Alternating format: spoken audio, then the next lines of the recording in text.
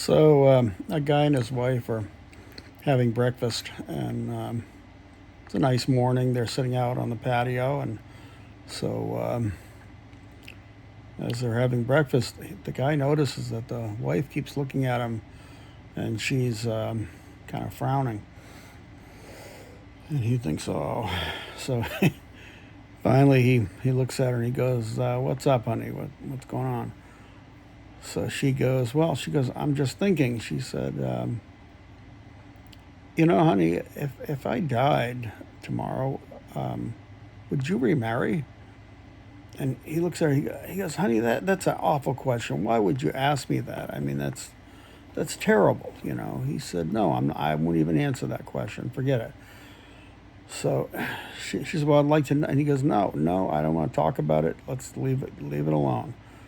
So they finish having breakfast, and later on in the day, the day goes by, and they sit down for lunch, and so he he's talking with her, and she all of a sudden she looks at him and she goes, "You didn't answer my question this morning," and she goes, "I'd like to know, honey, if I die, would you remarry?" And he goes, "Honey, I told you, you're asking a question that it's unpleasant, and I don't even want to talk about it." And she goes, "But I'd like to know." And so he goes, "Honey, no, I probably would not. I mean." So they end the conversation, and so that night he's getting into bed, and uh, he as he's getting into bed, he glances over at her, and she's looking right at him, and he's like, "Oh boy." So she goes, all day long, she goes, "I've been asking this question," and she goes, I really feel like I need to know if I died tomorrow, say it was an auto accident, but if I died tomorrow, would you get married?"